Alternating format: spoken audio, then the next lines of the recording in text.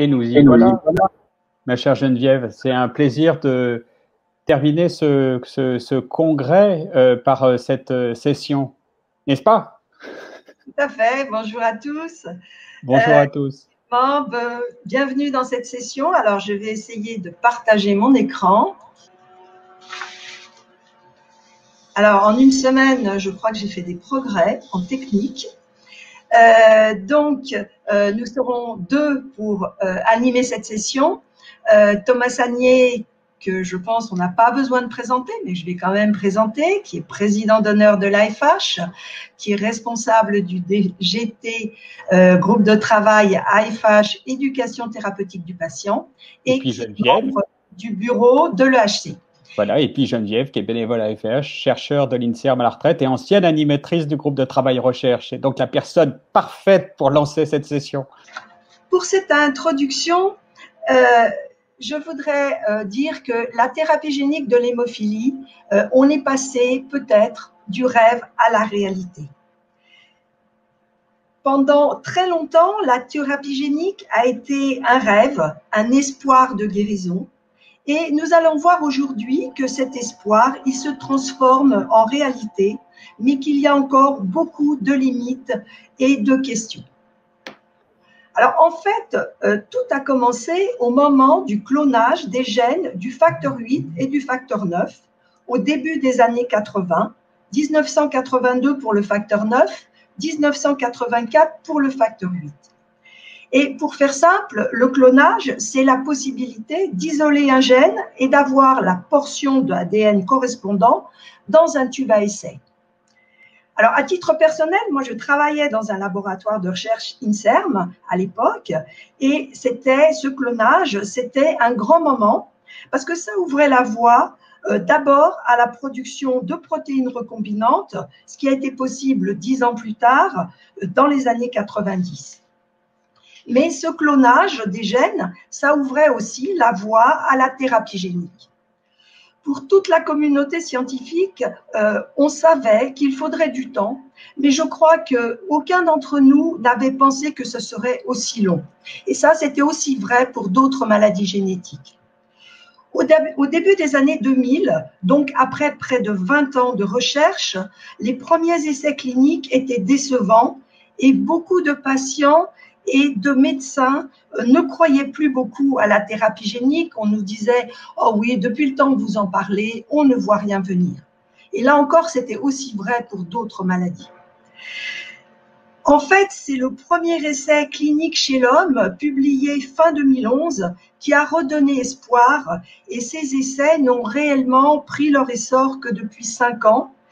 Donc, plus de 30 ans de recherche, mais vous verrez, les progrès sont impressionnants.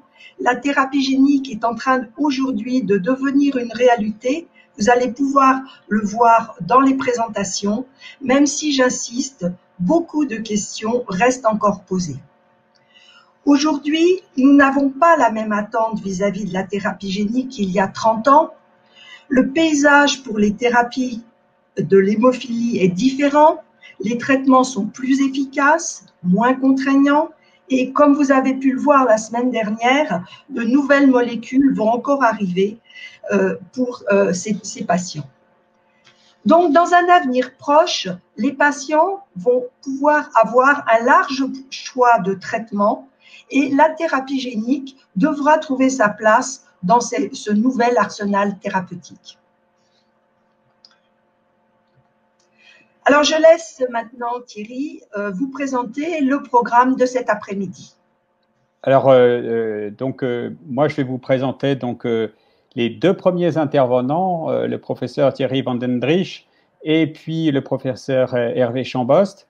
Et puis, Geneviève prendra la suite pour la présentation. Donc, c'est un immense plaisir pour moi d'introduire dans cette discussion le professeur Thierry van den Driesch. Thierry, vous êtes professeur à l'Université libre de Bruxelles, la section néerlandophone.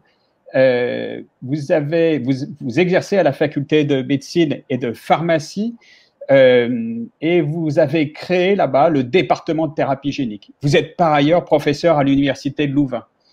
Vous êtes aujourd'hui un spécialiste reconnu de la thérapie génique et vous avez travaillé dans les laboratoires les plus avancés dans le domaine de la thérapie génique en Israël, aux États-Unis. Et après avoir obtenu votre doctorat dans le domaine de la thérapie génique appliquée au cancer à l'Université libre de Bruxelles en 1992, vous êtes très proche de notre communauté et vous intervenez dans tous les colloques, que ce soit médicaux, scientifiques ou associatifs, sur le domaine de la thérapie génique. Vous êtes enfin le dernier lauréat du prix Henri Chéniaud qu'on a pu vous remettre lors du congrès d'Orlando en 2016. Professeur, c'est une chance de vous avoir et vous allez nous parler des principes de la thérapie génique. Thierry, je vous laisse la parole. Merci infiniment. Merci beaucoup, Thomas.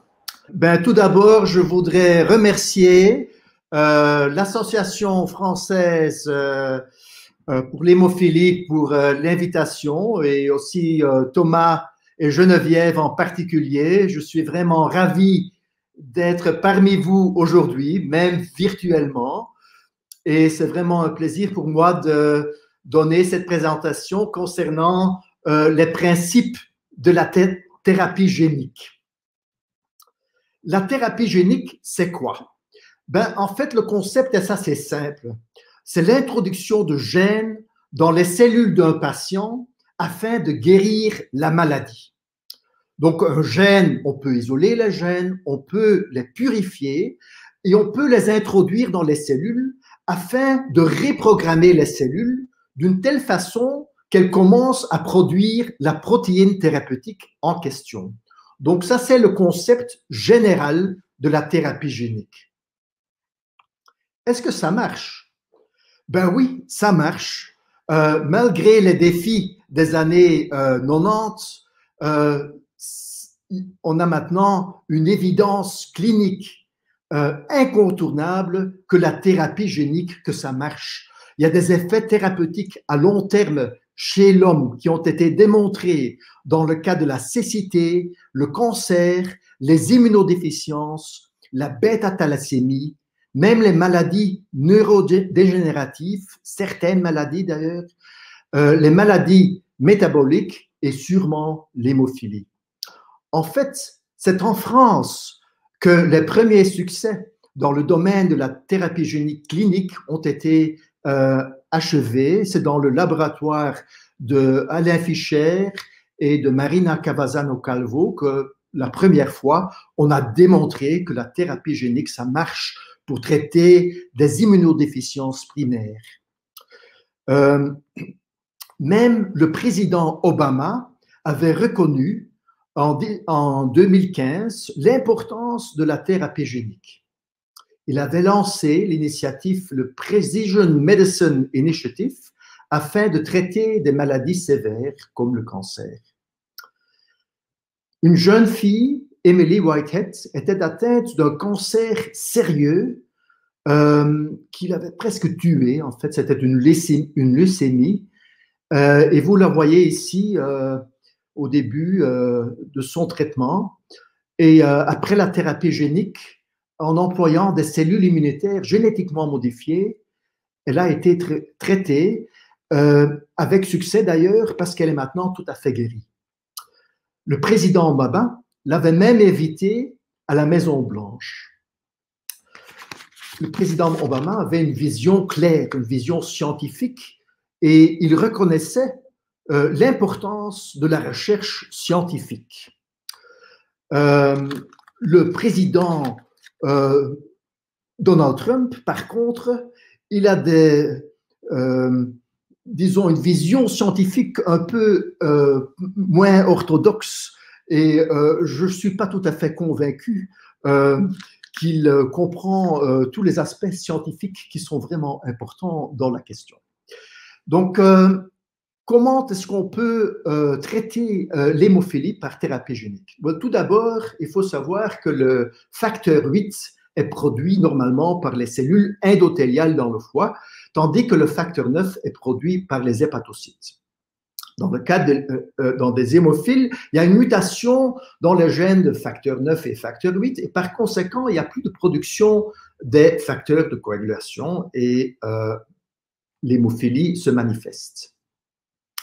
Conceptuellement, on peut donc introduire un gène du facteur 8 au facteur 9 dans les cellules hépatiques afin de reprogrammer les cellules et qu'ils puissent de nouveau produire le facteur 8 et le facteur 9. Donc, pourquoi la thérapie génique? On peut essayer, avec la thérapie génique, de vraiment établir une guérison. Il n'y aurait plus de saignement spontané dans ce cas et le traitement avec des facteurs purifiés ou recombinants ne serait plus nécessaire. Ce qui est important aussi, c'est que dans le contexte de la thérapie génique, ce n'est pas nécessaire de normaliser les taux d'expression du facteur 8 ou facteur 9, parce qu'on sait déjà que même des taux d'expression élevés, disons de 5%, peuvent avoir un effet dramatique sur le phénotype. Ici, vous voyez ce qu'on essaie d'aboutir avec la thérapie génique, c'est-à-dire une expression stable avec des niveaux thérapeutiques de facteur 9 ou facteur 8 afin d'améliorer l'hémostase. La thérapie conventionnelle avec les facteurs 8 ou facteur 9 recombinants ou purifiés ne parviennent pas à établir un taux stable dans le sang. Donc, c'est vraiment important. C'est un paradigme, en fait, de parvenir à obtenir une expression stable par la thérapie génique parce qu'il y a aucune autre thérapie qui permet d'achevir ce but. Comment peut-on transporter les gènes dans les cellules cibles? Les transporteurs les plus professionnels de gènes, ce sont les virus. Un virus transporte son propre cargo génétique dans les cellules cibles. Et les gènes viraux peuvent être exprimés, produisent des protéines virales, et puis, en quelque sorte, ça résulte dans une production de particules virales qui peuvent de nouveau infecter de nouvelles cellules. Évidemment, on ne veut pas injecter des virus dans des patients, mais on peut atténuer ces virus, on peut les adapter, on peut éliminer les gènes viraux et on peut les remplacer par les gènes thérapeutiques, c'est-à-dire le facteur 8 ou le facteur 9. Une fois que le facteur 8 et le facteur 9 entrent dans les cellules, on reprogramme les cellules en question, les hépatocytes, d'une telle façon qu'ils commencent à reproduire les facteurs. Donc, dans ce cas-là, c'est impossible de recréer des particules virales infectieuses. Donc, ça, c'est vraiment important. C'est une importante distinction entre le virus et les vecteurs viraux. Et les vecteurs viraux sont très efficaces et ce sont ces vecteurs viraux qui sont utilisés dans tous les essais cliniques qui ont été approuvés par le European Medicines Agency et le Food and Drug Administration et aussi pour les essais cliniques pour l'hémophilie.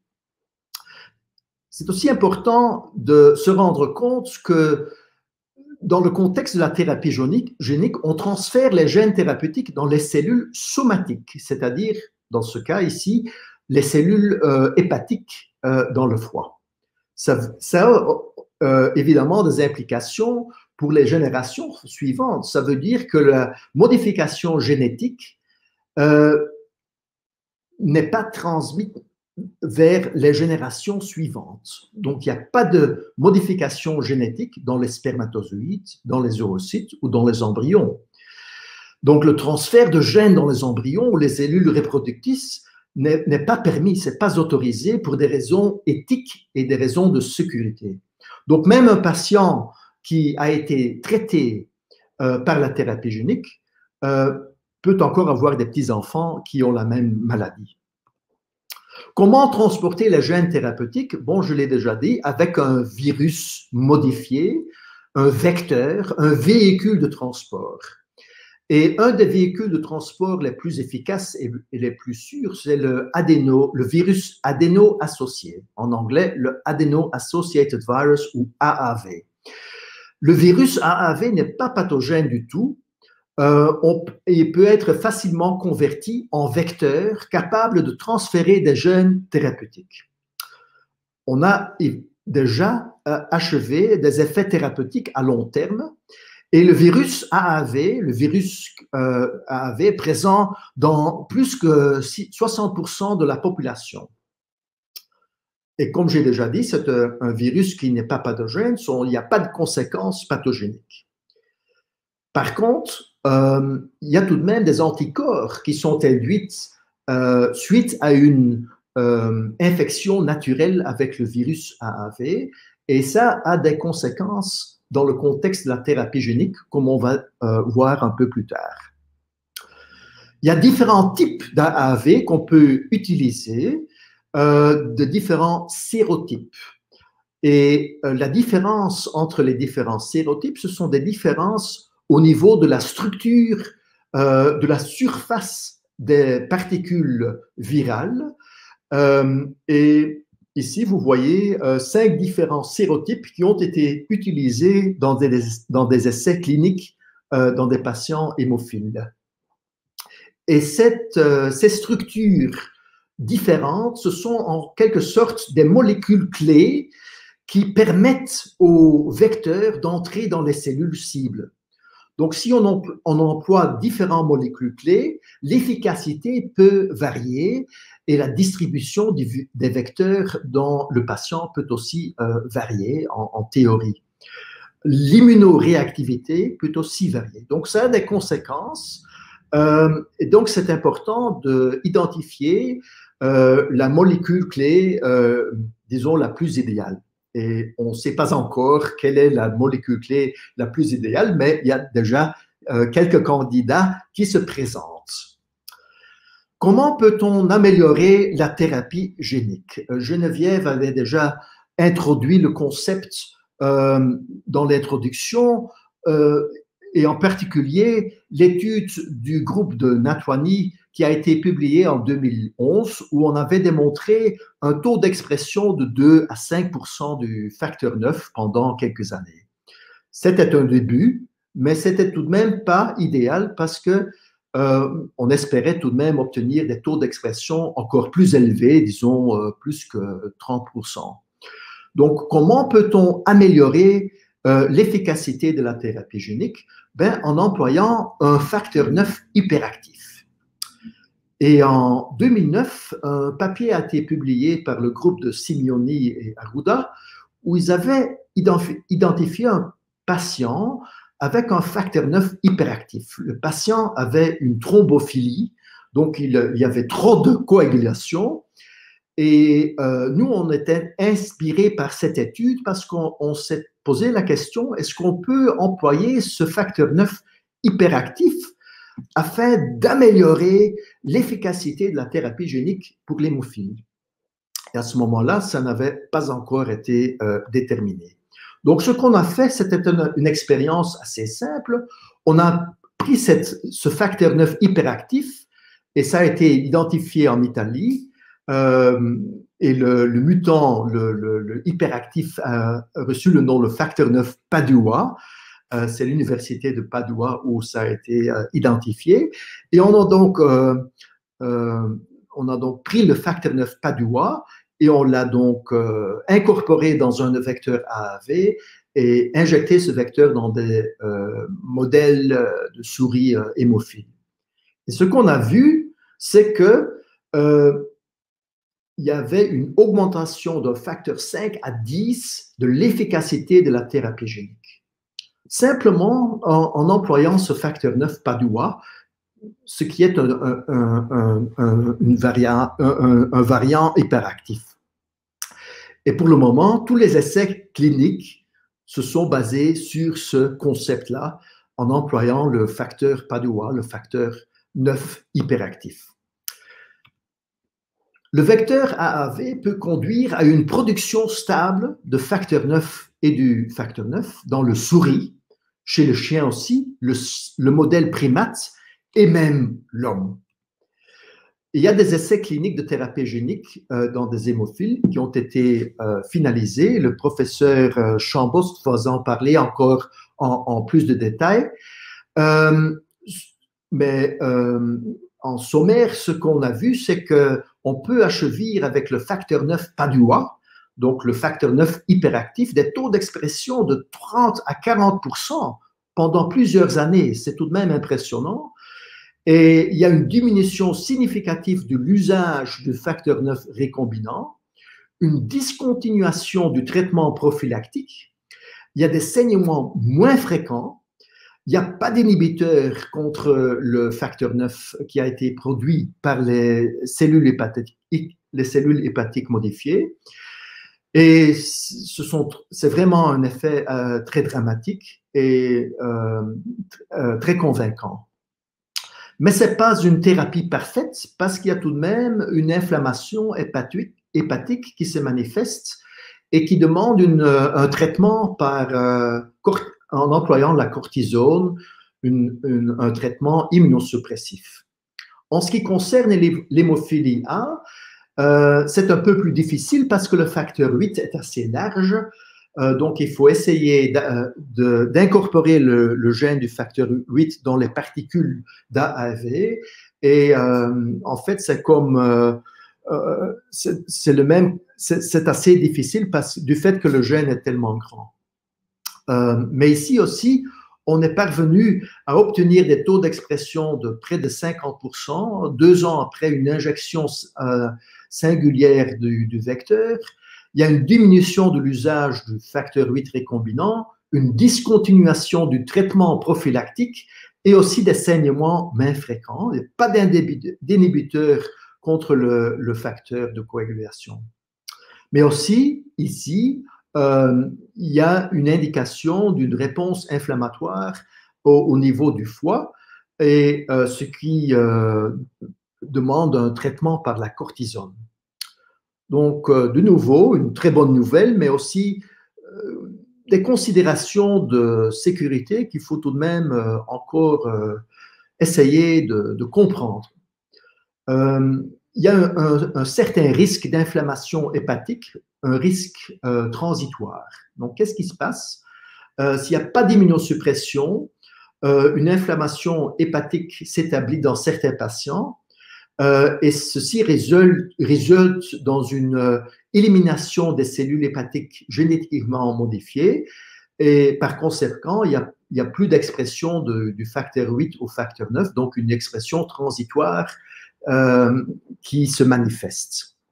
Par contre, si on injecte des cortisones dans les patients, on voit qu'on peut supprimer cette inflammation et on peut obtenir une expression des facteurs de coagulation très stable, à long terme donc. Donc, il est nécessaire d'administrer la cortisone aux patients pendant quelques semaines. Mais bon, ce n'est pas une très bonne nouvelle qu'on a une inflammation hépatique, mais on peut tout de même résoudre cette inflammation en employant de la cortisone. La question d'1 million, c'est est-ce qu'on peut obtenir une guérison permanente avec la thérapie génique? Est-ce que la production des facteurs 8 au facteur 9 sera permanente ou transitoire? Ben, on ne connaît pas encore la réponse, mais on sait déjà que dans les modèles murins, dans les modèles canins et dans les modèles primates, on peut obtenir une expression assez stable. Et dans l'homme, l'expérience est déjà pendant 10 ans presque pour le facteur 9 et 2-3 ans pour le facteur 8. On sait que la division, la réplication cellulaire des hépatocytes est un facteur important qui peut déterminer la durée de l'expression des facteurs de coagulation après thérapie génique. La raison, c'est que quand les hépatocytes se divisent, le gène thérapeutique est dilué du fait que le gène thérapeutique ne s'est pas intégré dans les chromosomes des cellules cibles. Donc, là, il y a une dilution et une dégradation de ces gènes thérapeutiques. Ceci est le cas dans les enfants parce qu'il y a évidemment les enfants, il y a encore une croissance et les cellules hépatocytes se divisent. Par conséquent, l'expression du facteur 9 au facteur 8 est transitoire. Par contre, dans les adultes, la réplication cellulaire des hépatocytes est très lente. Et par conséquent, on a déjà pu démontrer une expression stable pendant 10 ans dans les hépatocytes. Mais on ne sait pas encore ce qui va se passer dans 20 ans, dans 30 ans, dans 40 ans. On n'a pas encore les données scientifiques et peut-être que après un certain temps, l'expression va diminuer à cause de cette réplication lente, cette réplication, cette division des hépatocytes. Est-ce qu'on peut réadministrer les vecteurs AAV si jamais l'expression diminue après un certain temps? Malheureusement, ça, ce n'est pas possible du fait que, en fait, on immunise les patients, ils développent des anticorps contre les vecteurs, des anti-AAV, et ces anticorps peuvent donc bloquer l'interaction entre le vecteur et les récepteurs cellulaires qui sont exprimés sur la surface des hépatocytes. Donc, une fois que ça se passe, c'est plus possible d'introduire les gènes dans la cellule. Donc, on ne peut pas réadministrer le vecteur au patient.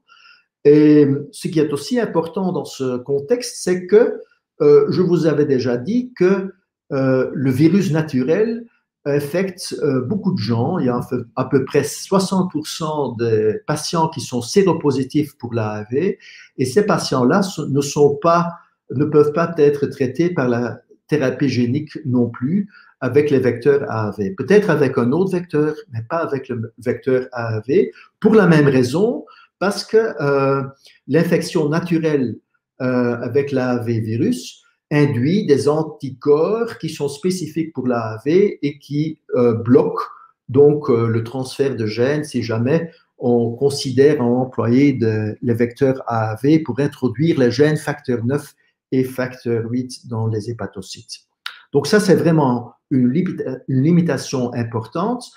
Mais il y a tout de même déjà des études précliniques qui démontrent que c'est peut-être possible de tout de même développer des techniques pour traiter des patients qui ont des anticorps spécifiques contre l'AAV. Donc, mais on doit encore attendre si ces techniques peuvent être utilisées dans des patients.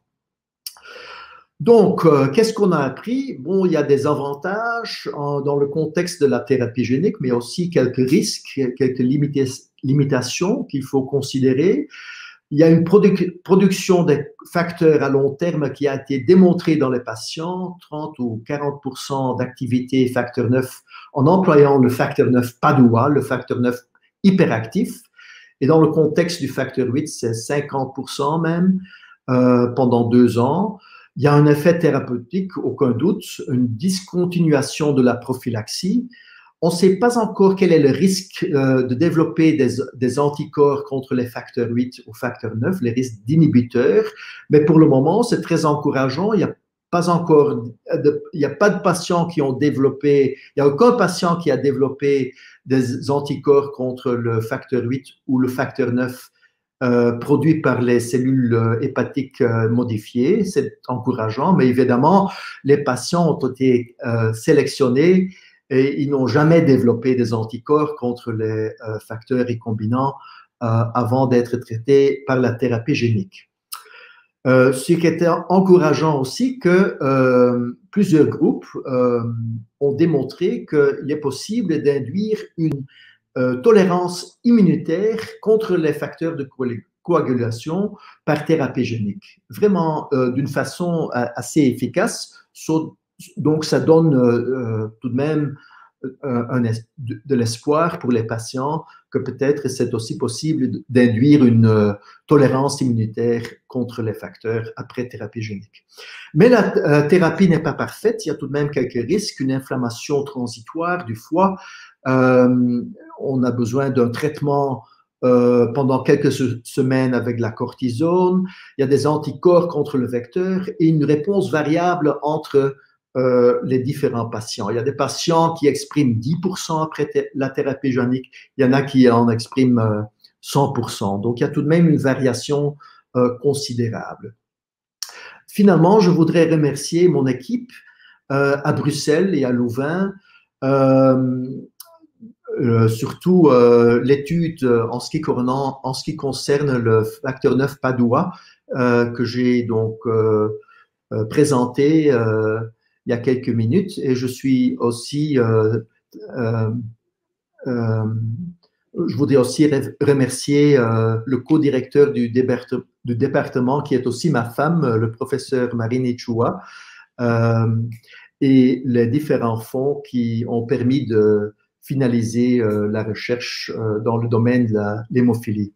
Ça nous a pris plus que 20 ans, mais on a tout de même eu la patience de continuer, et je suis content qu'il y a tout de même de l'espoir maintenant pour les patients. Ça commence à très bien marcher. On n'est pas encore là, mais on est très proche. Et finalement, je voudrais aussi remercier l'Association française des hémophiles pour nous avoir accordé le prix Henri Chaigneux en 2016. On était très contents d'avoir reçu ce prix durant le congrès mondial des hémophiles en 2016. Et vous reconnaissez Thomas ici au milieu, c'est lui qui nous a rendu le prix en 2006. Donc, merci encore une fois pour votre attention, et vraiment, je suis ravi d'être parmi vous aujourd'hui.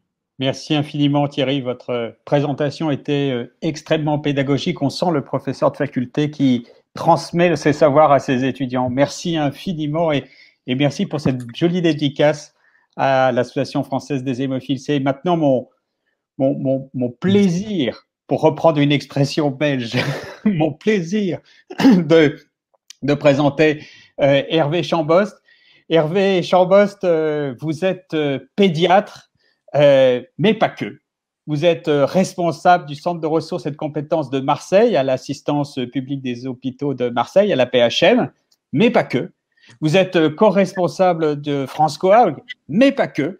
Vous êtes professeur à la faculté de médecine, mais pas que. Vous êtes secrétaire général de la commission médicale d'établissement et récemment nommé directeur médical de la crise du Covid-19 pour la PHM.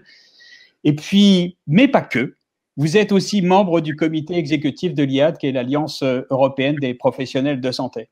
Alors, j'imagine que pour vous détendre, il vous reste votre famille et la belle région de Marseille, mais je sais aussi que vous êtes membre du bureau de la FH PACA et que vous êtes un vivant supporter de l'OM. Donc, c'est un immense plaisir de vous avoir avec nous. Thierry, vous allez nous présenter, au fond, un exemple assez concret de mise en place des essais cliniques à la PHM. Merci infiniment, Thierry. Merci infiniment, Hervé, pardon.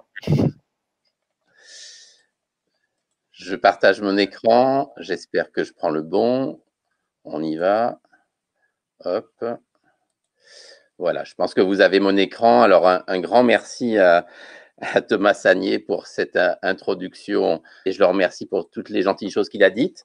Je remercie beaucoup la FH de me permettre de faire cette présentation lors de ce congrès qu'on a attendu de nos voeux, reporté, puis finalement qui a lieu dans de très bonnes conditions à distance.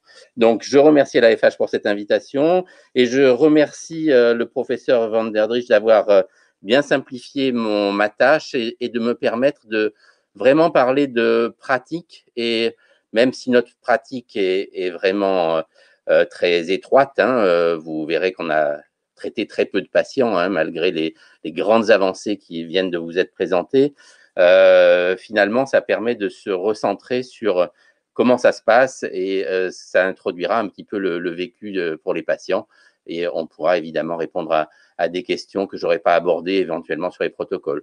Bon, des liens d'intérêt, il y en a, évidemment, quand on travaille à l'hôpital, on a des liens avec l'industrie pharmaceutique. Ceux qui sont en rouge concernent les sociétés qui développent des programmes de thérapie génique. J'ai eu la prudence de dire à mon entourage de ne pas prendre d'action chez Pfizer. il y aurait eu un conflit d'intérêts et si le vaccin de nos voeux arrive, ça aurait été un petit souci, effectivement, avec un vrai conflit. Là, il n'y a que des liens d'intérêt. Donc, je vais vous aborder en fait la pratique de la thérapie génique avec ses limites en ce qui concerne le centre de traitement, limites du côté des patients, et puis on entrera dans le déroulé d'un essai clinique. Et là, je sais que certains vont être frustrés parce que je n'ai pas prévu de rentrer dans chacun des essais. Ils sont trop nombreux, ce serait impossible et ce serait forcément partial. Donc, globalement, j'ai repris quand même des points communs qui font comprendre ce que représente aujourd'hui s'engager dans un programme de thérapie génique. Et puis, on fera un état des lieux sur l'expérience française. Donc, en ce qui concerne les limites et les contraintes, pour le centre, déjà, c'est un parcours un peu du combattant, de se faire autoriser. C'est une autorisation qui concerne chaque essai pour chaque médicament de thérapie génique qui est considéré comme un OGM. On a parlé tout à l'heure de ces virus AAV, c'est la construction prédominante, un virus sur lequel est chargé le gène. Et pour faire accepter effectivement la possibilité qu'un centre soit ouvert pour un essai de thérapie génique, eh bien, il faut déclarer toutes les procédures de sécurité et toutes les capacités du centre à faire à rentrer ce programme dans de bonnes conditions. Donc, c'est la première étape et ça peut prendre un certain temps. Il faut ensuite disposer d'une équipe multidisciplinaire qui est plus large que celle du Centre des maladies hémorragiques. Il faut avoir une pharmacie des essais cliniques aguerrie et elle aussi, et ça fait partie de l'agrément que donne le ministère, il faut réellement que la préparation du médicament se fasse dans des conditions très sécures, à la fois pour les personnels qui le manipulent et puis pour tout le trajet du médicament. Un service clinique, parce que comme on le verra, ce n'est pas simplement une consultation, une visite avec un soin externe et une injection dans un cabinet de consultation, c'est réellement une prise en charge médicale qui parfois peut être un peu compliquée, nécessite qu'on ait un lit et une possibilité d'hospitalisation du patient. Au niveau du laboratoire, la préparation et le transport d'échantillons qui vont partir dans des centres, dans des laboratoires centralisés d'analyse, c'est quelque chose qui, là aussi, se prépare. Donc, il faut avoir une équipe qui soit aguerrie à cela et qui soit disponible pour faire ceci en plus de son travail quotidien. Il faut avoir la possibilité d'organiser son calendrier parce que, comme vous le verrez, le fait d'inclure un seul patient est une contrainte ensuite en termes de visite de contrôle qui va s'imposer pendant une durée assez prolongée et évidemment, c'est multiplié par le nombre de patients. L'expérience de la période Covid et des 2 confinements, ça nous faisait dire tout à l'heure avec patient que vous découvrirez tout à l'heure, Christophe Croiset qui est à côté de moi, que finalement, pendant le confinement numéro 1, puis pendant le confinement numéro 2, il fait probablement partie des personnes que j'ai vues le plus souvent en dehors de ma famille. Donc, il faut avoir ça en tête, là aussi, quand on s'engage.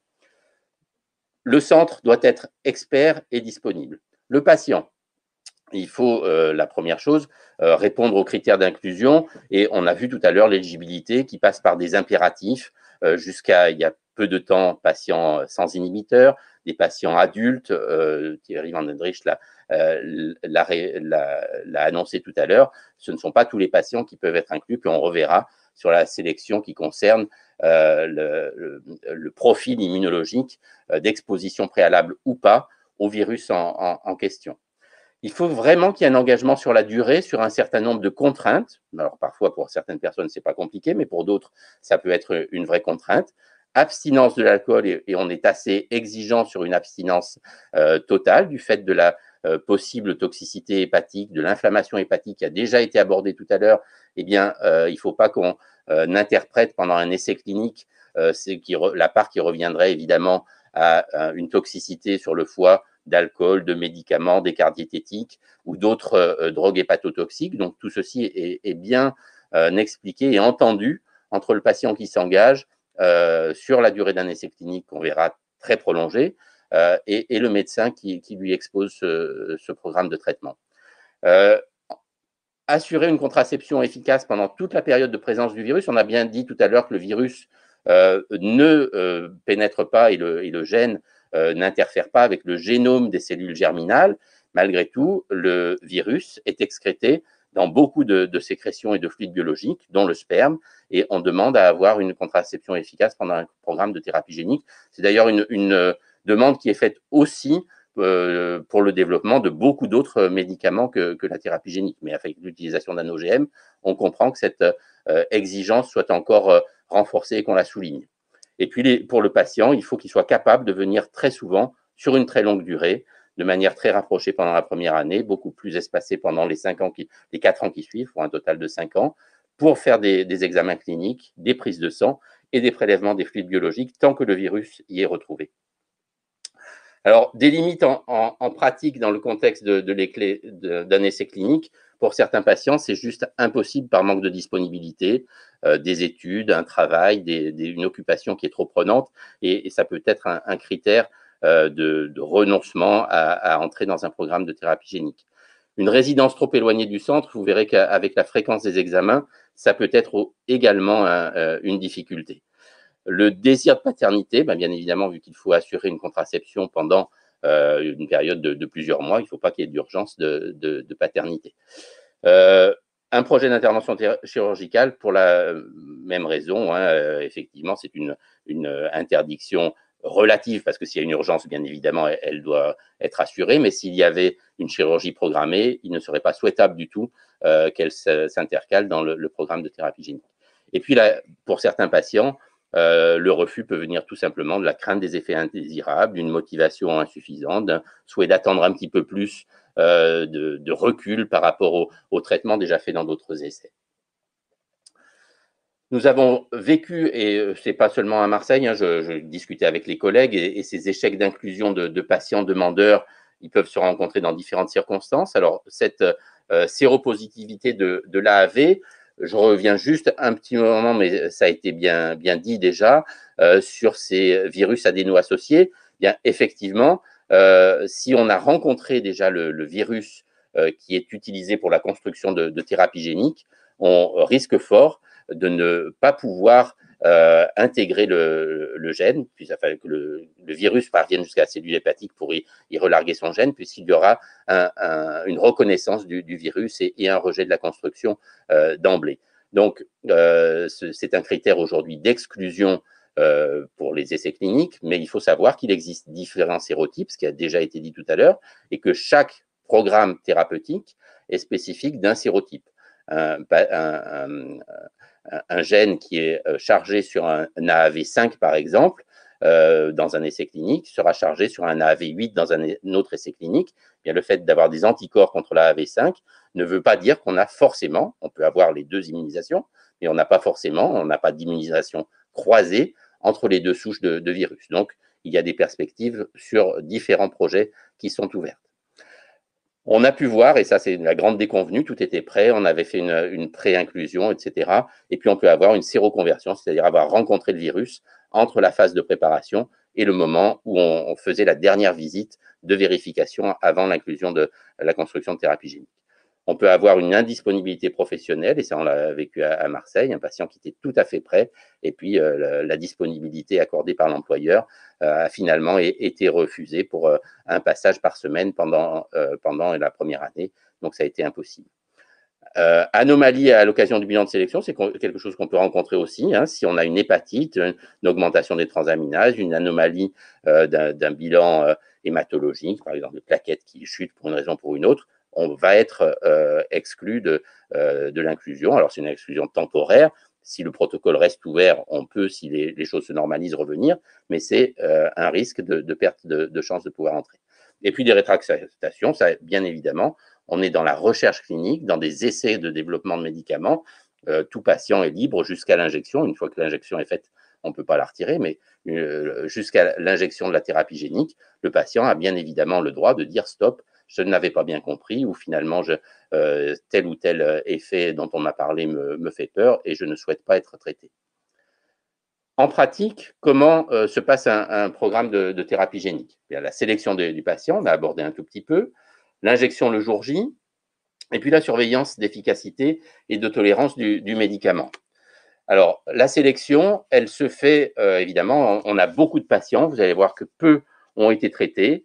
Eh bien, ce n'est pas parce que on n'a pas la possibilité de traiter beaucoup de patients, c'est parce que c'est très compliqué d'arriver à les sélectionner. La première chose, c'est qu'il faut qu'il y ait une présensibilisation, puisque les fenêtres d'ouverture des essais sont relativement étroites, finalement, dans le temps, et il faut bien s'y prendre. Donc, le fait que les patients soient informés, sachent ce qui se passe à l'occasion des congrès, en lisant les revues, en pouvant accéder à des sites spécialisés qui décrivent l'état d'avancement des protocoles.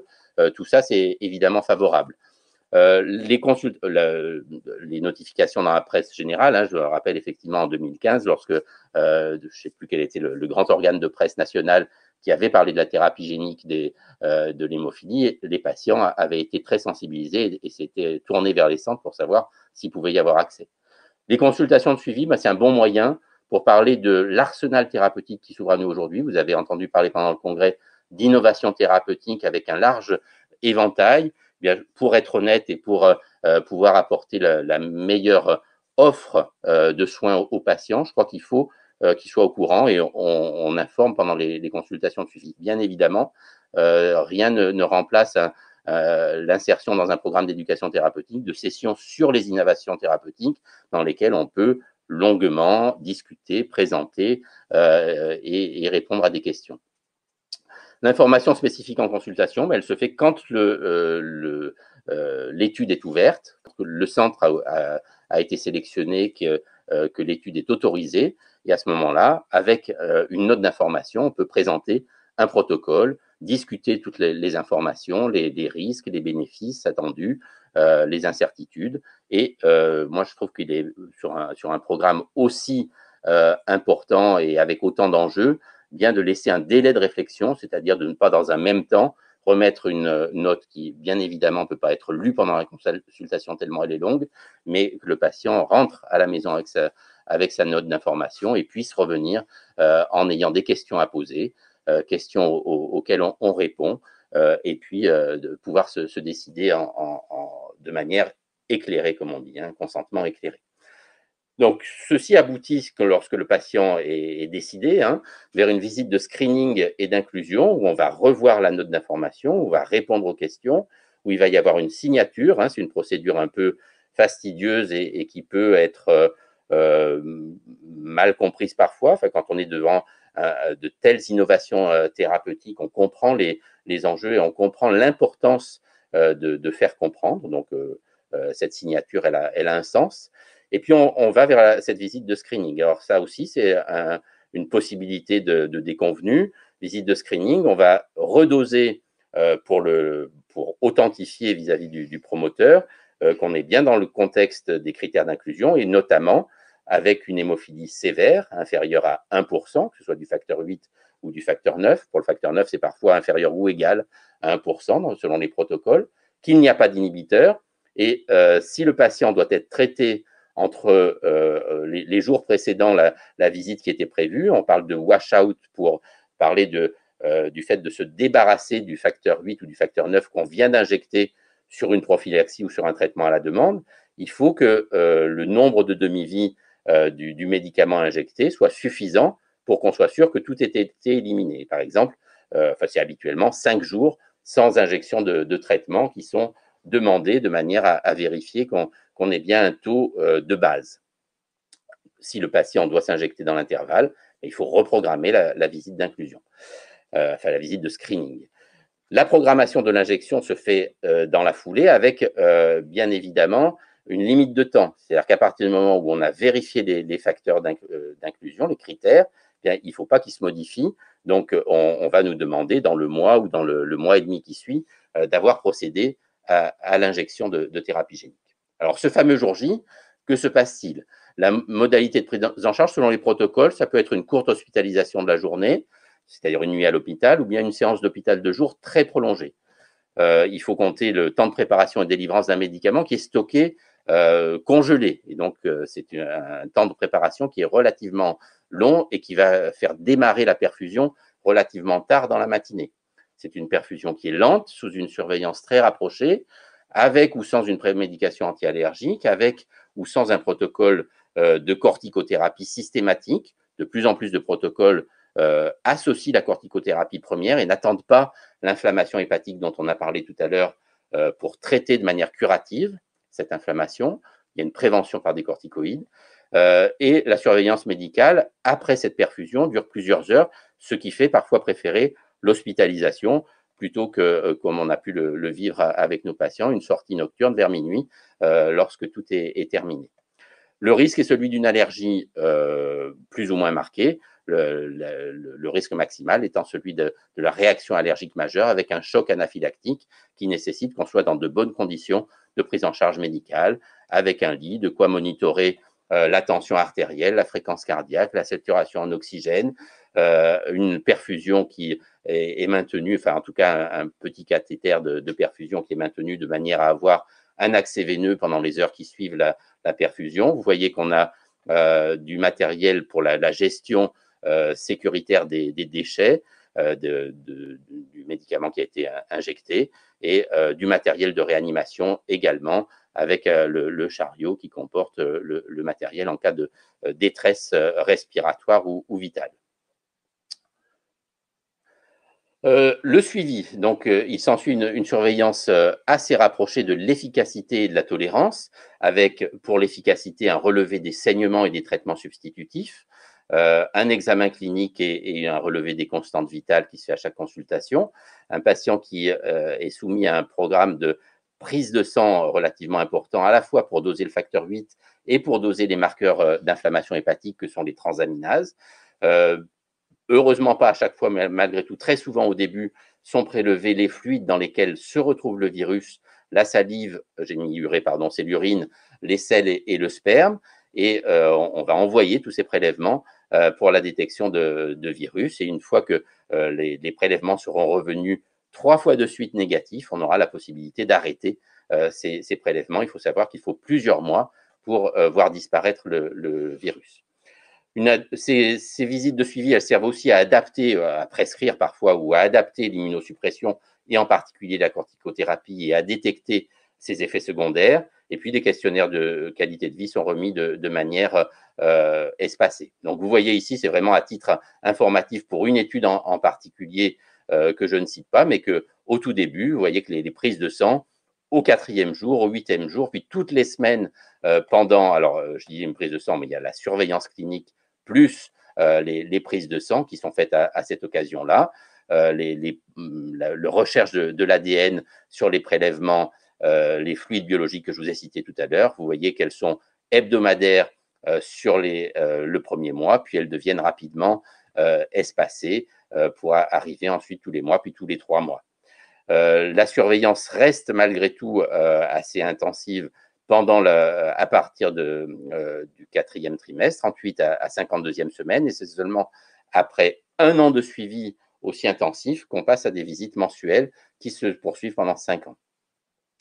Alors, avec toutes ces contraintes et ces exigences des protocoles, qu'avons-nous pu faire avec les patients en France, avec les études et avec les patients? Alors, pardon, avant de dire ce qu'on a pu faire, voici, et là je ne vais pas rentrer dedans parce qu'évidemment ce serait bien trop compliqué et long de vous décliner l'ensemble des essais ouverts en hémophilie A et en hémophilie B. Hein. Ces essais sont très nombreux, ils utilisent plusieurs virus, les AAV 5, 8, le 2, le 6, enfin les types d'adénovirus associés sont nombreux. On peut traiter des patients atteints d'hémophilie A et maintenant on projette de traiter des patients avec hémophilie A qui ont développé un inhibiteur. Donc les possibilités s'élargissent. Et puis dans l'hémophilie B, de la même façon, certaines constructions dont Thierry Van der Driesche vous a parlé tout à l'heure sont particulièrement intéressantes, hein, celles qui donnent un avantage de fabrication d'expression du gène et donc de fabrication du facteur 9 sont particulièrement intéressantes. Et là encore, il y a différents vecteurs viraux utilisés pour ces protocoles. Donc, le but, c'était vraiment pas de détailler protocole par protocole les modalités précises, mais de vous dire qu'avec tout ça, aujourd'hui, 7 centres ont pu ouvrir au moins un essai de thérapie génique en France. 6 essais ont déjà été ouverts, 4 pour l'hémophilie A, 2 pour l'hémophilie B, par 4 promoteurs industriels dans ces centres. Et seulement 9, je dis seulement, mais déjà 9 ou seulement 9, c'est aux patients de nous dire, ont été traités à ce jour depuis l'été 2019. Hein, le démarrage n'est pas si vieux que ça dans ces 4 centres. Enfin, dans 4 centres, pardon, dans 4 de ces 7 centres. 4 patients ont été traités pour l'hémophilie A et 5 pour l'hémophilie B. D'autres essais sont en cours d'ouverture. D'autres patients devraient pouvoir recevoir une thérapie génique très prochainement.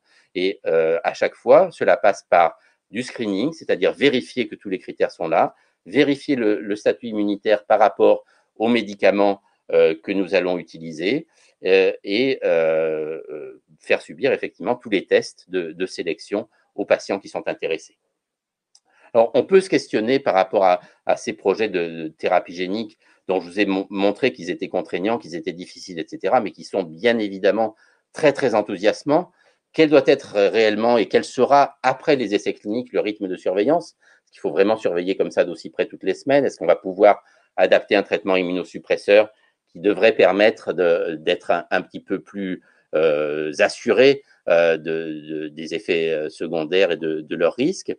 Est-ce que la répétition des prises de sang et des prélèvements de fluides doit être aussi importante que ça? C'est des choses qui seront dites au moment où seront délivrées les autorisations de mise sur le marché.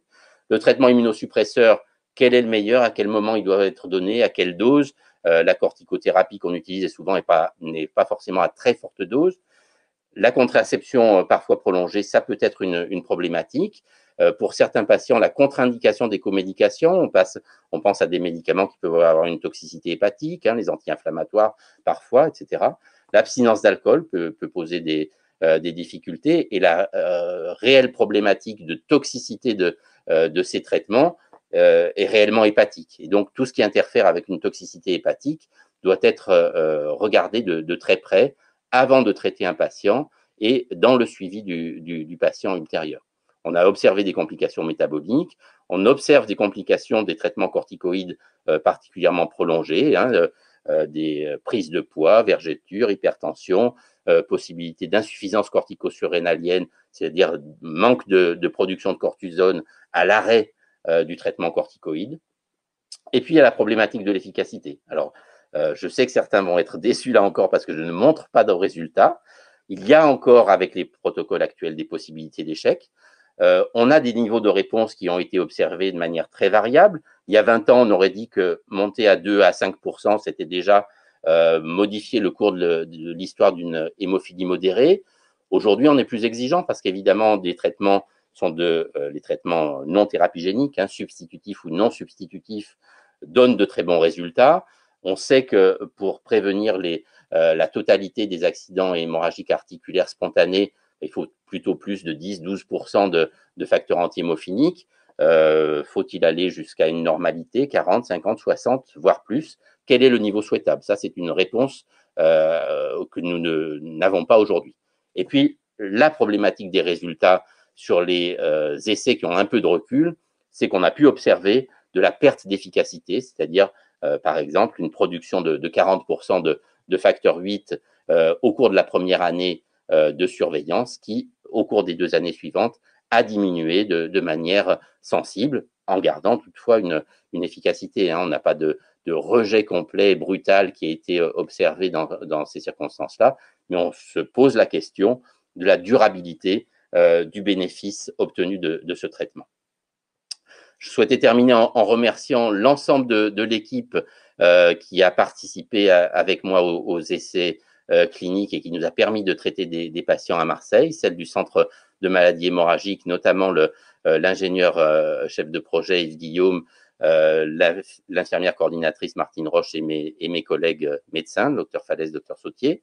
Nous avions bien besoin du service de médecine interne pour le cas où on aurait eu des complications pour nos patients de manière à les hospitaliser. Puis le laboratoire du professeur Pierre Morange et le service des essais cliniques ont été évidemment des piliers également pour la réalisation de ce traitement. Et nous remercions nos patients.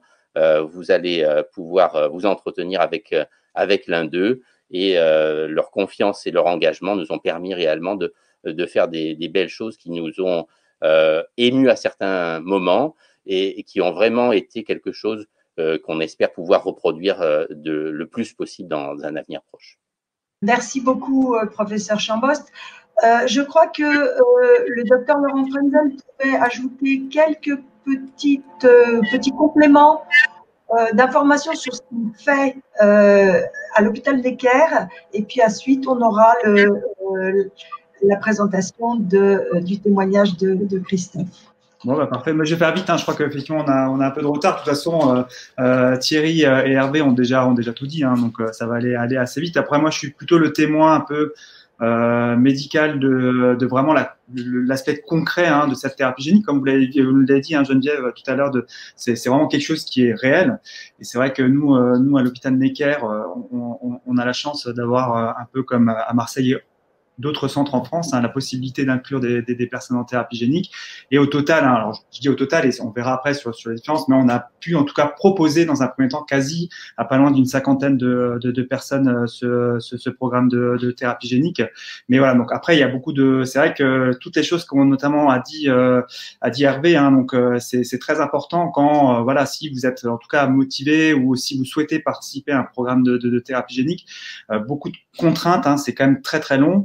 Et puis également des choses qui font que voilà, vous n'allez pas forcément être éligible, hein. C'est vrai que sur quasi les cinquantaines de personnes à qui on a proposé, au total, on aura peut-être effectivement un tiers ou un peu plus d'un tiers de personnes qui pourront vraiment avoir les injections de thérapie génique, notamment lié effectivement à l'immunité contre l'adénovirus, hein, qui est très variable en fonction du sérotype, comme également l'a très bien souligné Thierry tout à l'heure. C'est assez important et ça dépend vraiment du sérotype, hein. On a des fois seulement 20% de séronégativité pour certains sérotypes, d'autres c'est plus élevé, on est plutôt effectivement à moins de un tiers de séropositivité, donc ça dépend beaucoup. Après, voilà, donc en termes de contraintes, il faut savoir qu'à partir du moment où on a injecté, alors c'est vrai que la durée d'injection, ouais, ça peut être rapide, hein. C'est une injection intraveineuse, ça dure 1 heure en général, ou 6-8 heures en fonction du type de virus qu'on utilise. Alors, si ça dure 8 heures, il faut quand même y a la surveillance d'air, donc il faut quand même prévoir une nuit d'hospitalisation. Sinon, effectivement, c'est un hôpital de jour. Ça se passe plutôt très bien. Faut pas oublier qu'après, il y a une surveillance au minimum 2 fois par semaine sur des prises de sang et au minimum toutes les semaines, voire tous les 15 jours. Faut que moi je vois les personnes pour être sûr que tout se passe bien. Alors, l'expérience fait que voilà, on est quasi effectivement à plus d'un quart de personnes qui ont déjà bénéficié de la thérapie génique et on est déjà à plusieurs mois de suivi. Ouais, ils sont tous très contents, hein, bien sûr. Hein, ça se passe bien, il n'y a pas de souci. La question qui me pose, c'est à combien est leur taux de facteur, évidemment. Hein, donc, on voit effectivement, c'est progressif. Pour s'attendre à une montée brutale. Hein, c'est très, très progressif. Hein, ça monte doucement, mais on va dire sûrement. En tout cas, l'intérêt, le gain, on va dire clinique, l'amélioration est très rapide, hein, très rapide, alors qu'il n'y a plus d'injection de facteurs, que ce soit de facteur 8, là, c'est plutôt en l'occurrence pour l'instant du facteur 9. Et c'est vrai que là, à plusieurs mois de non-injection de facteur 9, c'est sûr qu'il ne se passe rien, ils n'ont très bien aucun saignement. Voilà. Donc ça, c'est effectivement l'expérience, en tout cas, de Necker qu'on a concrètement, hein, sur des patients qui ont eu déjà la thérapie génique. Mais par contre, il faut quand même continuer à surveiller au minimum 2 fois par semaine, c'est-à-dire nous, on les fait venir à l'hôpital, mais ça peut aussi s'organiser à domicile, mais c'est indispensable pour voir l'efficacité, mais surtout, comme effectivement l'a très bien souligné et Thierry, sur la toxicité et Hervé sur un peu le risque de ce qu'on appelle la cytolyse hépatique, c'est quelque chose qui est primordial parce que ça, c'est quelque chose qu'on va surveiller, hein, étroitement. Dès qu'on voit que les enzymes du foie augmentent un petit peu, on va démarrer des corticoïdes pour justement préserver cette efficacité sur la thérapie génique. Donc voilà, donc c'était juste pour un peu compléter, si vous voulez, un peu vraiment l'expérience que nous on a de plusieurs patients qui ont en tout cas pu bénéficier de ce type de programme de thérapie génique. Bien, merci beaucoup pour ce témoignage. Donc, on a beaucoup de chance parce qu'on a un patient qui participe à un essai à Marseille et qui a accepté de témoigner. Voilà. Bonjour Christophe. Alors, je vais faire un peu la journaliste et je vais d'abord vous demander d'abord de vous présenter. Alors, bonjour à tous, je m'appelle Christophe, j'ai 33 ans, je suis hémophile A. Je suis papa de 2 enfants. Et voilà. Merci. Alors, concernant vos motivations pour participer à cet essai, qu'est-ce qui vous a décidé? J'imagine que votre attente était élevée. Est-ce que vous n'avez pas peur d'avoir été déçu? Et quel a été en fait le facteur déclenchant compte tenu de tout ce que nous a présenté comme contrainte le professeur Chambost? Ben, tout d'abord, moi, mes motivations ont été que j'étais motivé de savoir que cette thérapie, cet essai clinique pouvait à l'avenir peut-être nous guérir. C'est-à-dire éviter de saigner, éviter d'avoir des hémarthroses et de nous abîmer les articulations. Donc, c'est surtout une envie de guérir et de plus saigner. Après, je dirais que j'étais pas trop, c'était pas élevé, j'étais pas trop. Attendez, c'était quoi cette question? C'était est-ce que vous avez une attente élevée? Voilà. Quelle est votre attente? Vous en attendiez beaucoup en fait. Je dirais très élevé, dans le sens où j'avais quand même de la curiosité, pas mal de questions à poser. Et après, de la peur, non. Peur d'être déçu, non. Je l'ai pas ressenti. Je l'ai pas ressenti. J'ai pris la prise de décision.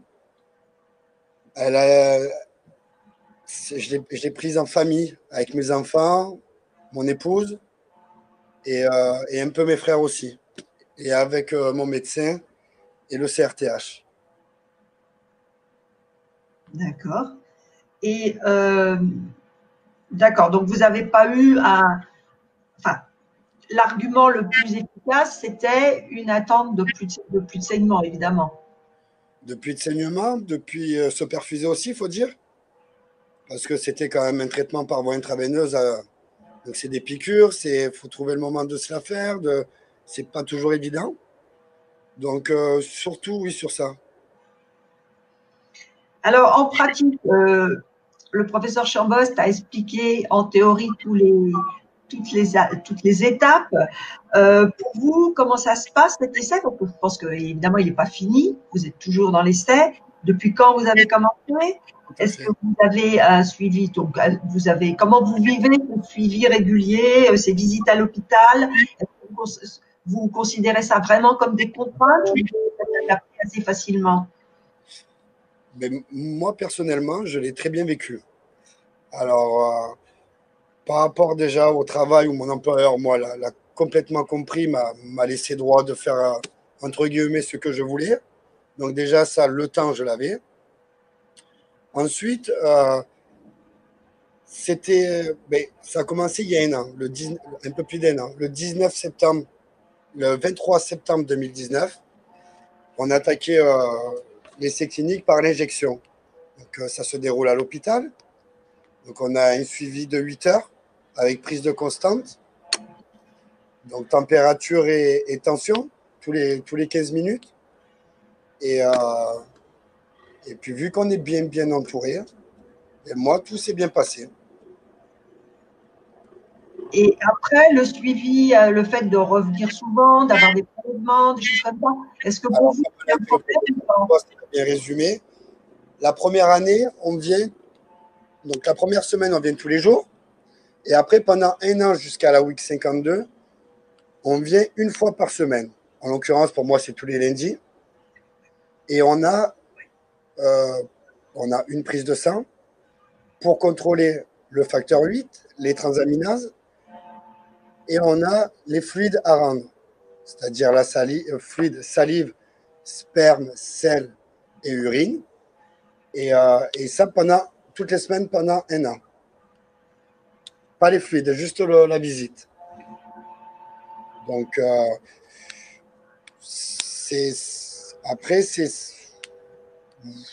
ouais, c'est pas. Moi, ça a été quelque chose de pas contraignant du tout, en fait. Au contraire, plus je venais et plus j'étais motivé d'avancer dans cet essai clinique et de voir un peu l'évolution et les résultats que ça donnerait. Oui, alors justement, les résultats. Les résultats sont plus que positifs. Hein. Je veux dire, ça fait un an où j'ai pas eu de saignement du tout. J'ai un facteur 8 qui est aux alentours de 30%, qui est actuellement à 31%, ce qui est énorme pour un hémophile A qui est inférieur à 1% d'habitude. Ouais, c'est magique, c'est révolutionnaire hein, pour nous, quoi. Et donc, vous avez eu aucune perfusion depuis 1 an? Zéro, aucune. C'est effectivement magique, oui. Alors, la question qu'on se pose souvent, moi qu'on se pose souvent, c'est est-ce que vous vous sentez toujours hémophile? Et est-ce que le fait de plus saigner, est-ce que vous avez l'impression d'avoir changé d'identité? Alors, hémophile, je le resterai jusqu'à ma mort. Je suis hémophile, je le resterai. Après, on saigne plus. Alors, c'est vrai que c'est difficile de se dire est-ce qu'on est toujours hémophile ou pas hémophile? Donc oui, on est hémophile, seulement on est traité à l'intérieur de nous. On a cet essai clinique qui nous permet de produire, de se procurer nous-mêmes notre facteur 8, mais ça n'enlèvera jamais la question est-ce que je suis hémophile ou est-ce que je suis plus hémophile? Oui, je suis hémophile et je le resterai. Après, la deuxième question, c'était est-ce que j'ai changé d'identité? Identité, oui. Non, je suis toujours M. Croiset-Christophe, hémophile A. Je veux dire, ça ne changera jamais. Après, moi, je le vis très bien. Je veux dire, c'est mon entourage, on n'est pas jugé. Mon entourage l'a très bien accepté. Mes amis, mes proches. Je suis resté moi-même et je n'ai pas peur de le cacher. Alors, j'ai juste une petite question subsidiaire. Pourquoi vous avez décidé de témoigner aujourd'hui? Et est-ce que par rapport à quel sens vous donnez à ce témoignage par rapport à la communauté? Ben, j'ai voulu témoigner pour apporter mon avis personnel et espérant être écouté pour les prochains hémophiles qui vont rentrer en essai clinique de thérapie génique. Leur montrer que ben, c'est quelque chose qui va nous faire évoluer et qui nous fait perdre, qui nous met des étoiles dans les yeux, si vous voulez voir mon expression, pour dire que c'est une nouvelle vie qui commence, en fait. J'ai l'impression que c'est une nouvelle vie. Donc, si moi, je peux le faire partager à d'autres hémophiles et leur faire comprendre qu'en fait, l'essai clinique de thérapie génique est quelque chose d'essentiel de nos jours maintenant, ben, j'ai envie de m'impliquer, oui, c'est sûr. Écoutez, je vous remercie beaucoup. Je pense que tout le monde va être très impressionné par ce témoignage. C'est vraiment très, très précieux pour tout le monde, je crois, et on ne peut que vous remercier. Je vous remercie beaucoup. On va terminer cette session avec Gaëtan Duport qui va en fait faire un petit résumé des questions qui restent posées et aussi des enjeux de la thérapie génique à plus long terme. Parce qu'on voit que ça commence à marcher, qu'il y a des résultats intéressants, mais qu'est-ce qu'on peut en espérer dans l'avenir? Donc Gaëtan, je te laisse la parole. Merci Geneviève. Bonsoir à toutes et à tous. Merci pour l'invitation. Je vais vous présenter un petit peu les questions qu'on se pose au sein de l'AFH, puisqu'il y a beaucoup de questions qui sont encore en suspens aujourd'hui, et il nous semblait intéressant de pouvoir les présenter ce soir. Est-ce que voilà, l'écran s'affiche devant vous? Hop. Il y a tout d'abord des questions qui sont d'ordre médical et scientifique. Une bonne partie ont été répondues ce soir et je remercie vivement les 3 intervenants médicaux pour avoir apporté leur science et leur éclairage. Mais il reste des questions.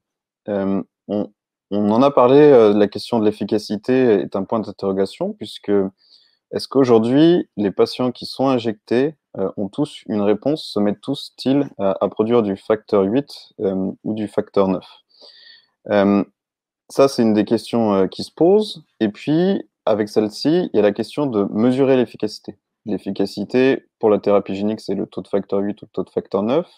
Mais il existe différents tests pour mesurer ce taux. Et en fait, ils donnent des résultats qui sont complètement différents de l'un à l'autre. Donc, il faudra, dans l'avenir, qu'il y ait des pistes pour améliorer les critères qui permettent de mesurer cette efficacité. Des questions d'ordre sécuritaire qui se posent, on l'a évoqué un petit peu sur la question à court terme, juste après l'injection, de la nécessité d'utiliser des corticoïdes, puisqu'il y a des réactions au niveau du foie, mais la question des risques à long terme se pose aussi. Les essais cliniques qui sont en cours aujourd'hui ont un recul qui est assez faible pour nous dire ce qu'il en sera dans 5 ans, 10 ans, 20 ans. On ne sait pas encore. Enfin, il y a des questions qui nous semblent essentielles pour nous à FH. C'est la question de l'ouverture de la thérapie génique. On est bien conscient aujourd'hui qu'on est au début de la thérapie génique et donc on va vers les patients qu'on peut déjà traiter aujourd'hui, mais il faut poser la question tout de suite de l'ouverture aux autres personnes, à savoir les femmes hémophiles, à savoir les enfants, puisque la thérapie génique aujourd'hui n'est disponible qu'à partir de 18 ans dans les essais cliniques, et puis toutes les autres formes d'hémophilie, les hémophilies modérées, donc au-delà de 1%, et les hémophilies mineures, et évidemment toutes les autres maladies hémorragiques rares, puisque même si les mécanismes sont différents, il est évident que défendre des patients et des familles pour une thérapie génique doit s'ouvrir à d'autres. Je vais avancer un petit peu pour les autres questions. Il y a des questions qui se posent aussi d'un point de vue économique et social. Une fois que les essais cliniques vont aboutir, les industriels auront la possibilité de demander aux différents acteurs publics la mise sur le marché d'un médicament.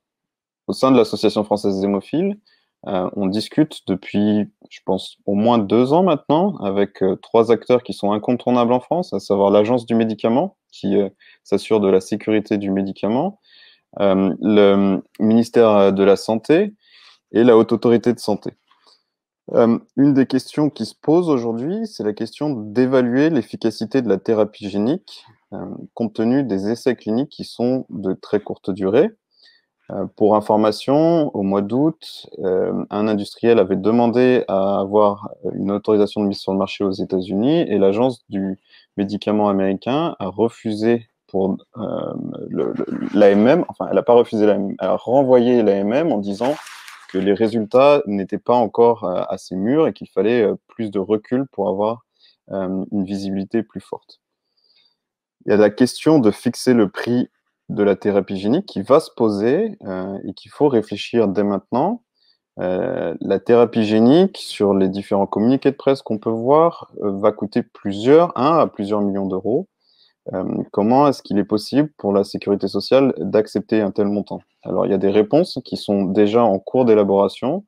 La Caisse nationale d'assurance maladie a fait un focus sur l'hémophilie cet été au cours de son rapport chargé produit pour aider le législateur, donc l'Assemblée nationale et le Sénat, à faire évoluer la loi pour permettre d'ouvrir à des mécanismes de négociation de prix qui puissent accepter la thérapie génique. Mais il y a quand même un enjeu, puisque le jour où les premières thérapies géniques vont être acceptées et négociées, il y aura des articles de presse absolument partout, et il sera très mis en avant la question du prix de ces médicaments.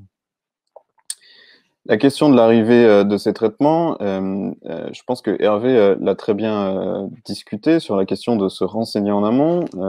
Geneviève et le groupe recherche ont travaillé depuis plusieurs années à expliquer ce qu'était la thérapie génique, à faire des formations en partenariat avec différents laboratoires de recherche sur la question de la thérapie génique, mais ça demande tout un champ préparatoire.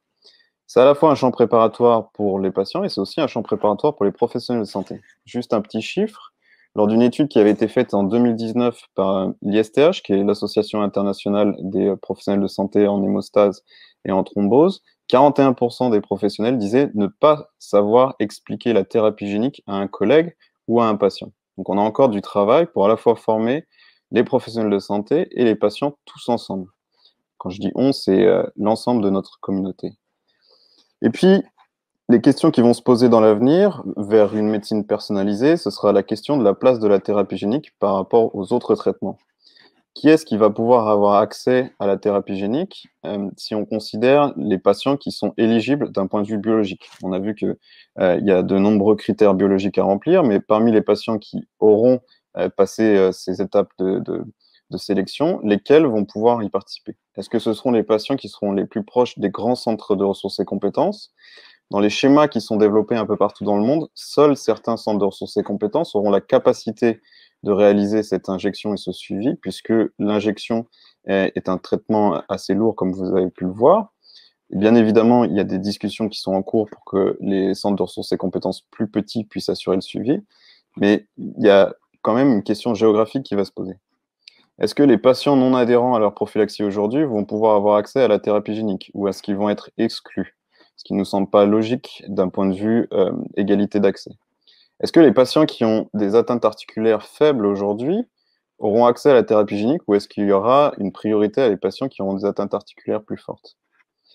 Est-ce qu'il y aura enfin des listes pour sélectionner les patients qui pourront avoir accès à la thérapie génique?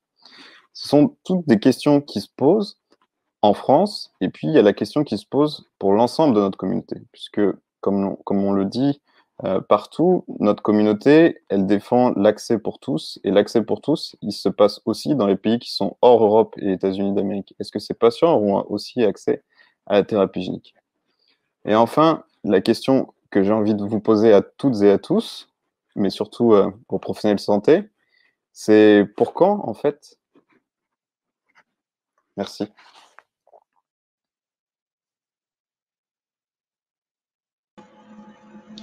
Bien, merci Gaëtan.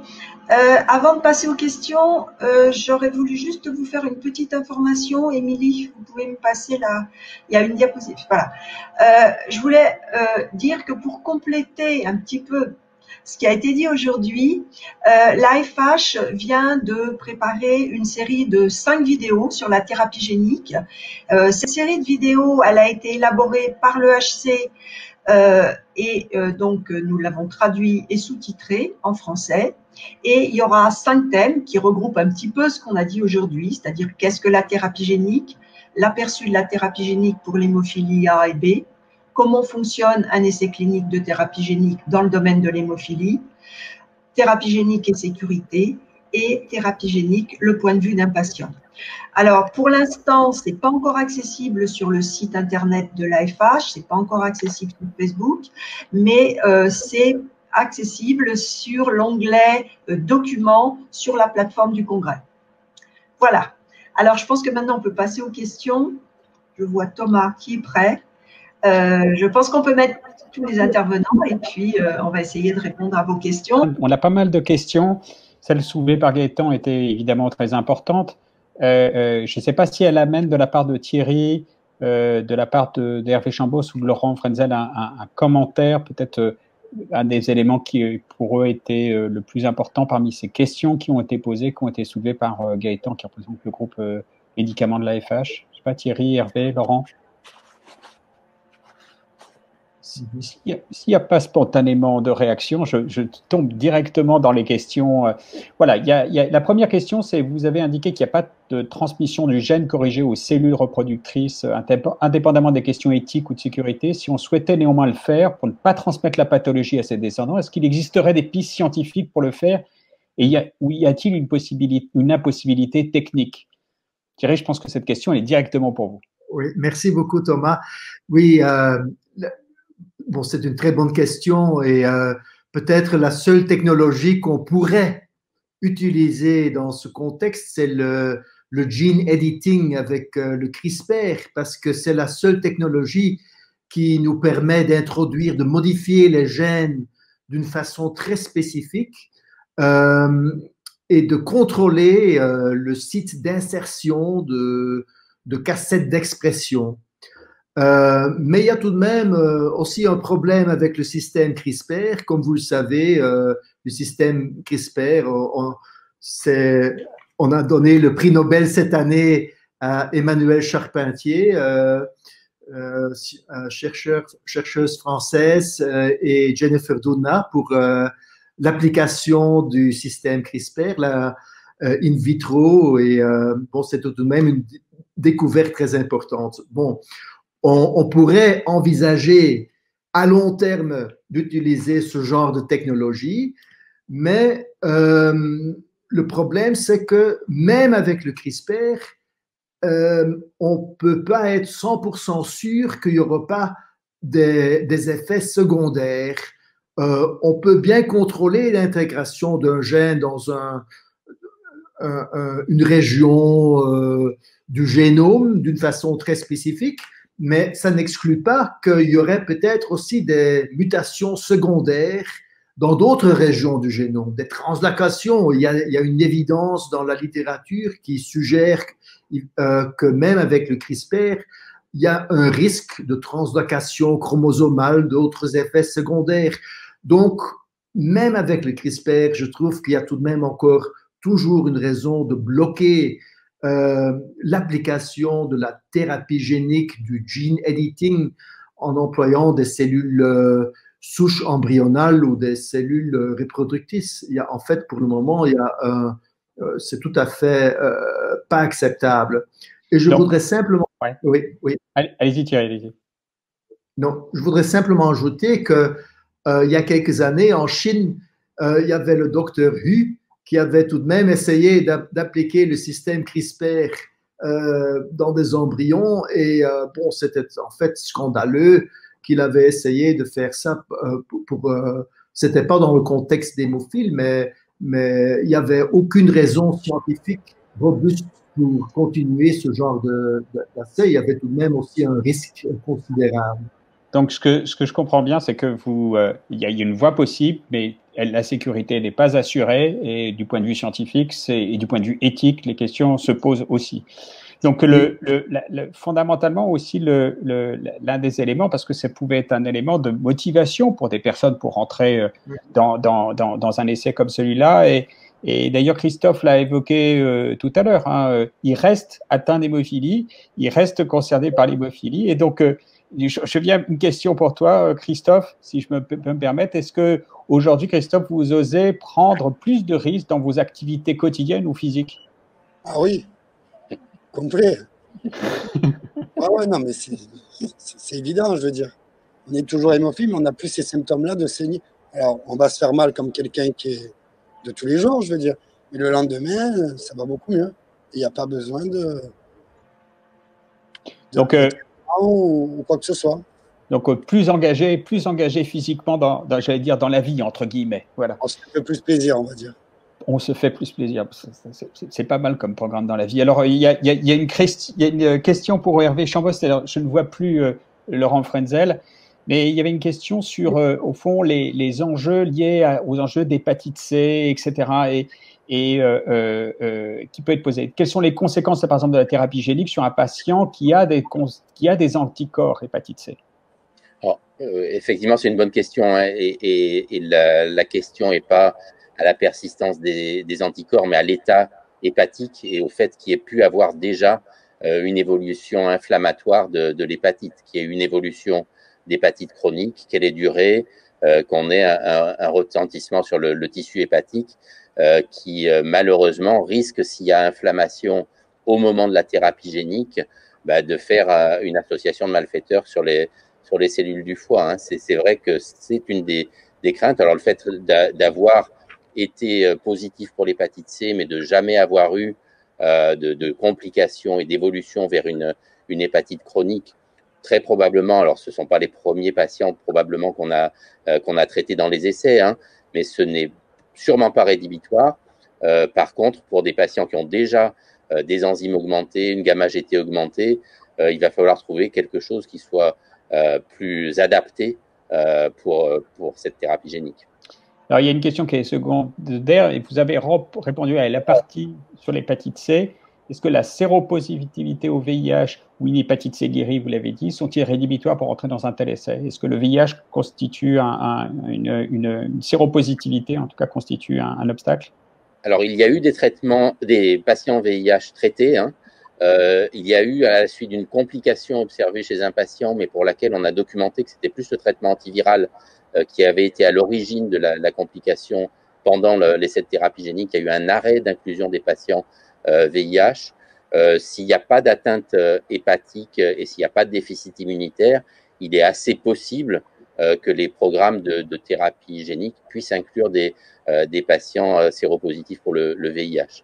Là, tout est question à la fois d'évolutivité du virus, avec malgré tout, quand on sait qu'on risque quand même d'être soumis et contraint à un traitement immunosuppresseur s'il y a réaction inflammatoire à la thérapie génique, bon, c'est pas forcément une bonne chose d'avoir un virus VIH. En tout cas, il faut qu'il soit bien contrôlé si on veut imaginer pouvoir reprendre les essais chez les patients séropositifs pour le VIH.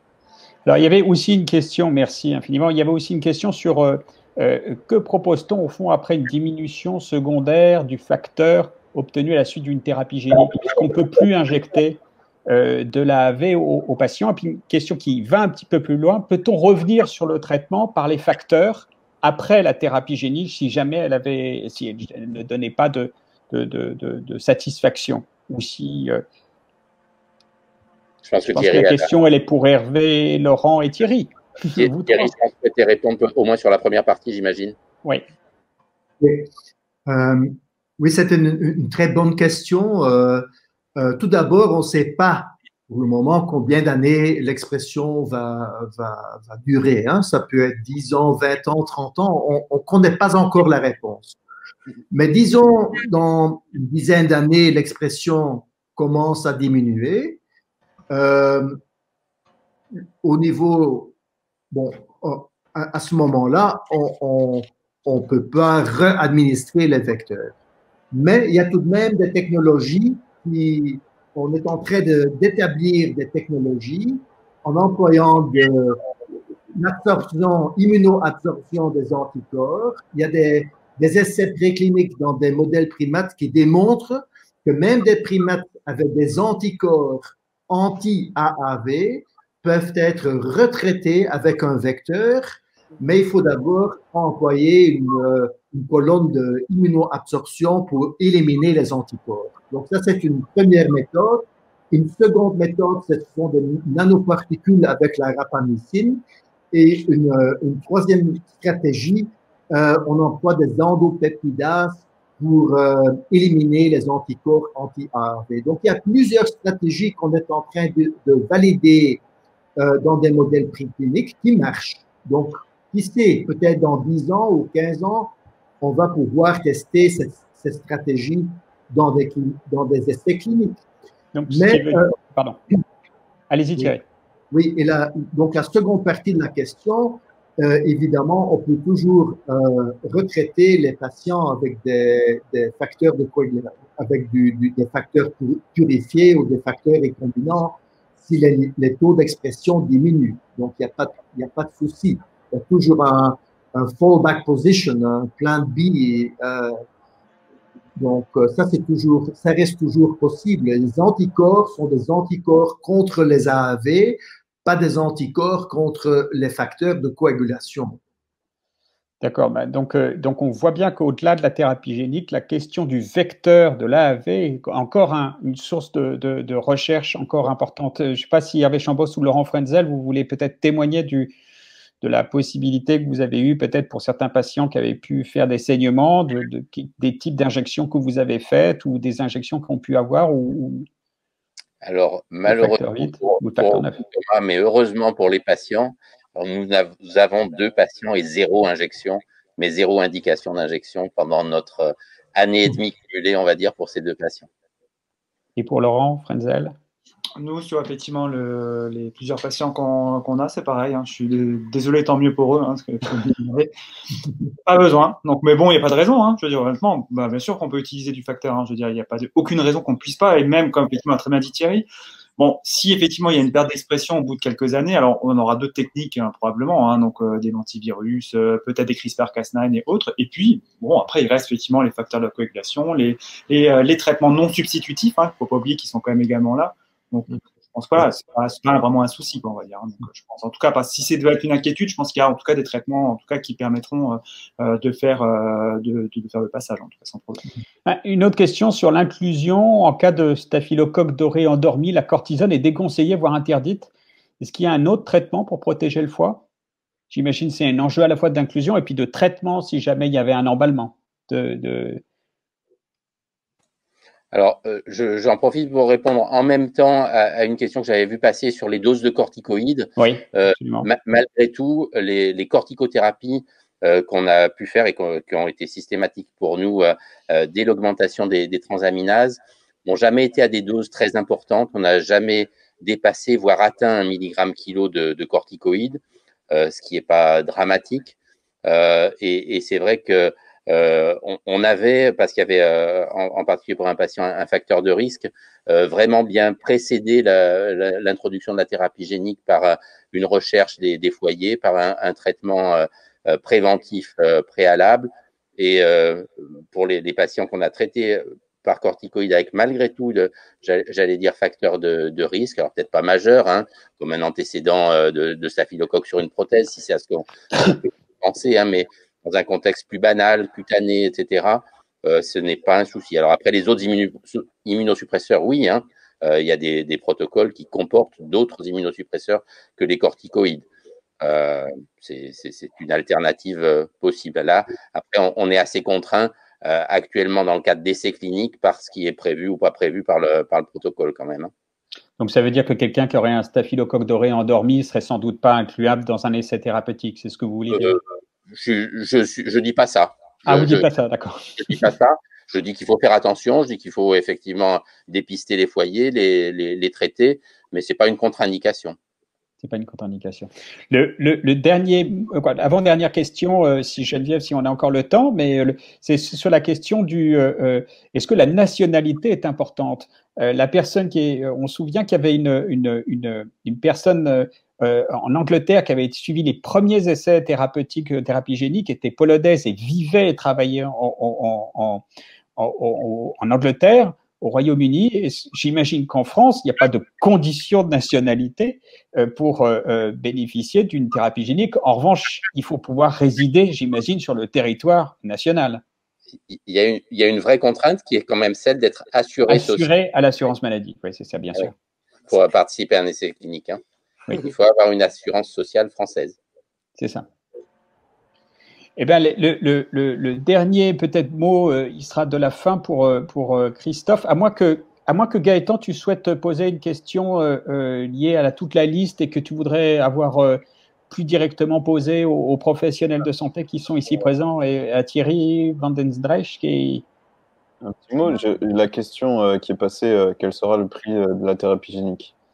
À ce jour, il n'est pas possible de répondre, mais il faut envisager des gammes de prix qui sont autour du million d'euros, voire du double million d'euros pour un patient. Après, la question, c'est combien de temps va durer la thérapie génique? C'est-à-dire que est-ce que pour l'État, ce sera un deal gagnant de dire j'injecte un patient à 1 million d'euros et ça dure 10 ans, ou si j'injecte à un patient et que ça coûte 1 million d'euros et que ça ne fonctionne pas, l'État sera perdant. Donc il y a tout un jeu qui va être très complexe dans la fixation du prix. C'est pas du tout la même chose que ce qu'on fait aujourd'hui avec les prix des médicaments, où en gros on regarde les comparateurs déjà existants et on regarde les résultats que sont le nombre de saignements par an et les taux de facteurs, ou les équivalents, et on peut fixer un prix. Ça sera complètement différent.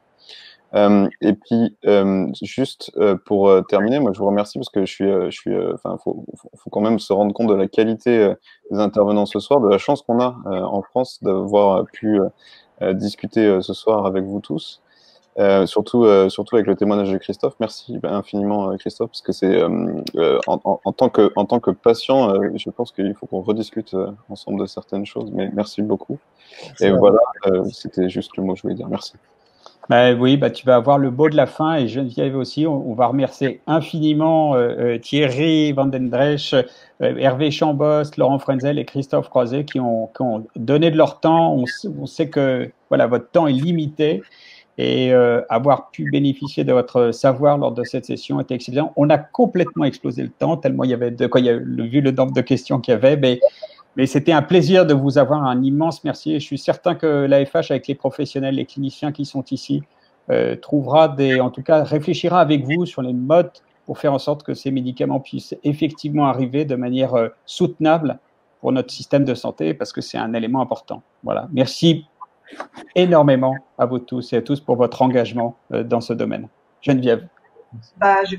Thomas a tout dit, donc moi aussi, je remercie tous les intervenants pour la qualité de leur intervention. Je remercie particulièrement Christophe pour son témoignage. Alors, le congrès n'est pas fini.